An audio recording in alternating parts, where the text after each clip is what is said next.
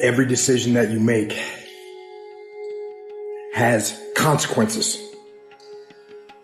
Are you making yourself better? Or are you making yourself worse? Are you moving forward or are you moving back?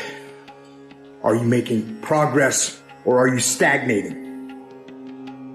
Every little decision you make counts. Most people go through life avoiding pain. And when you go through life like that, something in you dies. Something in you that you never activate is lying dormant in there, that you never get a chance to call on because you have not challenged yourself. Because so many times people have a tendency to devalue the moment, today. What they do is they greatly value the destination. And so they kind of talk about, well, when I get there, or if I arrive there, or when I do that, or when I accomplish this. And they don't understand that success is a daily thing. And I'm here to share with you that the secret of success is determined by your daily agenda. You need to consistently, every day, persistently, without quit, enjoy that pursuit. Why consistency? I think consistency is the most important thing because consistency elevates your awareness. What's the lesson? Don't limit your point of entry. Consistently, persistently pursue your potential and enjoy it. That's all I did. Trust me, you have a mindset right now, just like I have a mindset. It's how we view life. I know people with a negative mindset, which basically they view everything in a negative way. I know people with a positive mindset, which means they view everything in a positive way. People with an abundance mindset, a scarcity mindset. It's a way of thinking. The question is, how did we get there? How did we get that mindset?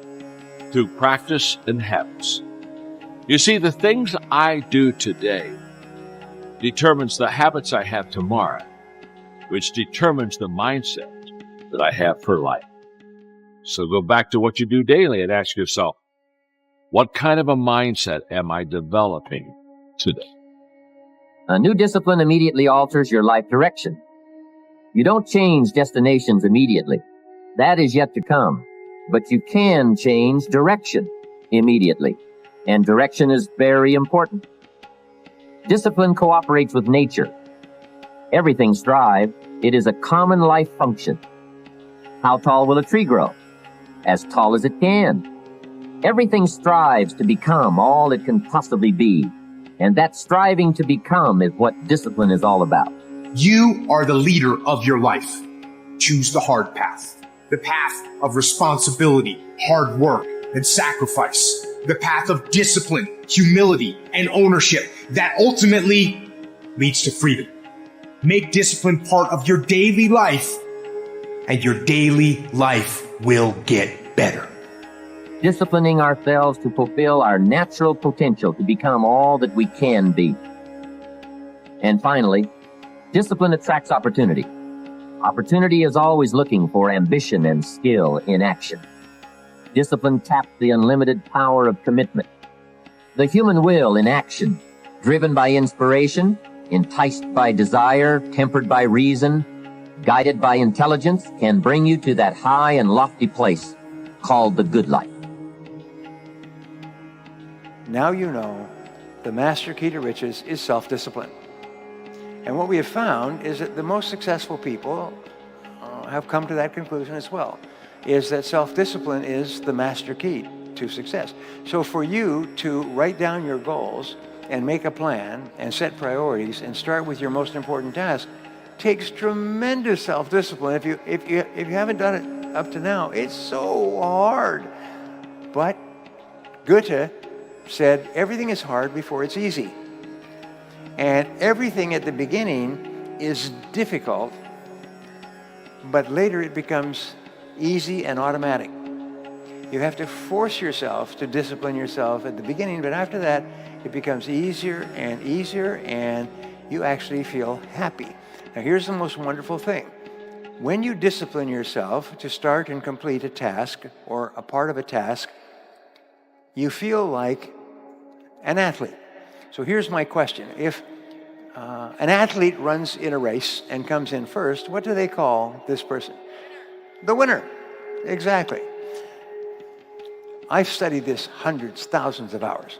What it says is that when you win, when you come in as the winner, your body releases endorphins, which are called nature's happy drug. They make you happy.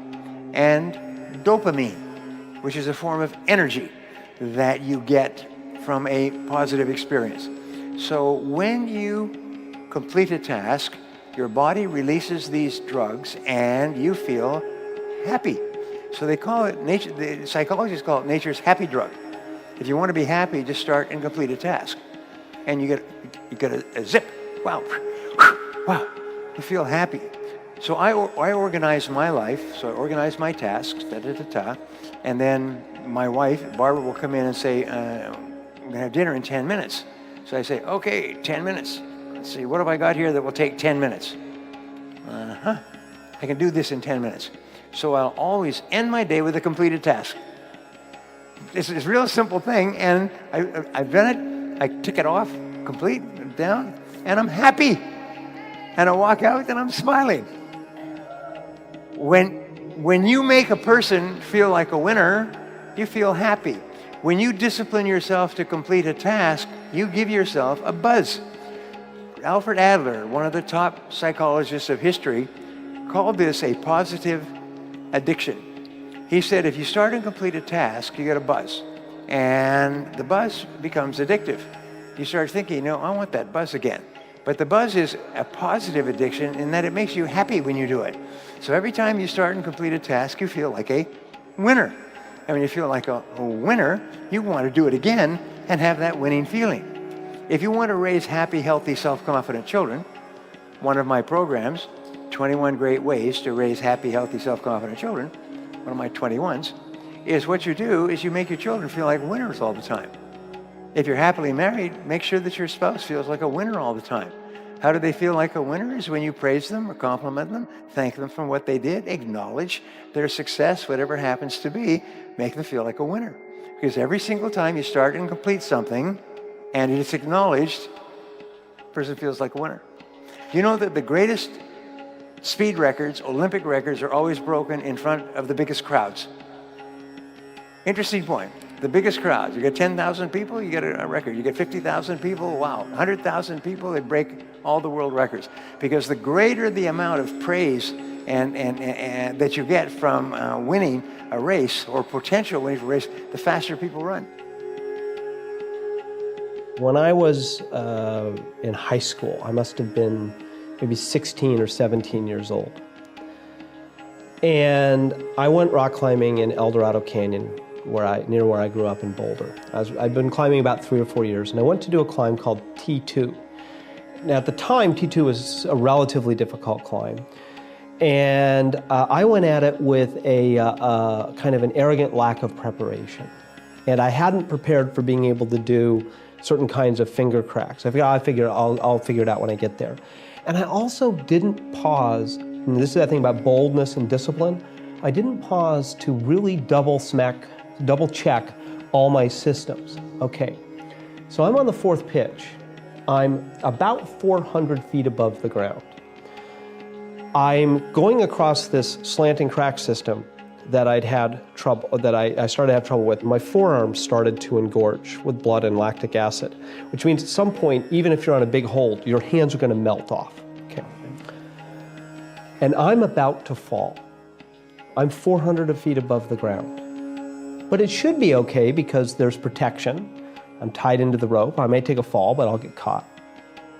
For some reason, and to this day, I still don't know why, my brain triggered that I should look at my knot. And I looked down at my knot. My knot had come untied. I had made the mistake of never really thinking about the best knot for certain types of situations, and I tied him with what's a bowline. Now, the advantage of a bowline is it's easy to untie, right? The disadvantage of a bowline is it's easy to untie. It had come untied as I kept moving across, and it is just hanging in my harness. I'm seconds away from falling, only now I will die. I will die if I fall off. My forearms are melting. And the knot had come untied. And so I called down to my partner. I said, my knot came untied. What is he going to do? He can't do anything. He'll just watch me fall to my death. And there was an old fixed piton in the rock that we put there from the first descent, an old soft iron piton. And I looked at it, and I probably had 15, 20 seconds before my hands would unwrap, if that, maybe 10. I took a runner, and I clipped it into the piton. I clipped the piton into my that runner into my harness, and just went, please hold. And I let go. And it held. I put in a backup. I grabbed the knot, retied it, went to the ledge. I didn't convulse. I was very calm at that moment. When I got to the ledge, I went into convulsive shaking. I was sick to my stomach for days because of the whatever happens chemically. What I learned from that is two things. The first is that when you're in an unforgiving world, when gravity is unforgiving, it doesn't care. It never takes a day off, ever. And if you make one mistake, it can kill you if it's the wrong kind of mistake. And what I learned is that sense of, yeah, I want to do adventurous things. I want to climb rocks. I want to be in Yosemite. I want to do things that get my adrenaline going. But I need the discipline to always do all the right preparation, to always think about the right knots, to always be cross-checking my system so that I can do those bold things and stay alive in an unforgiving environment. And as you and I spoke about earlier today, I think that's the rest. I think we're all heading into an unforgiving environment where we're going to have to be both bold and disciplined. The second thing I learned, what if that piton had not been there? We might not be here together. It was just by chance that piton was right there.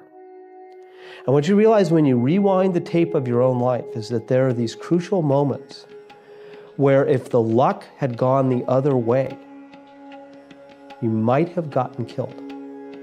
And so what you have to do is to always be putting those extra disciplines in place, because I was lucky to live.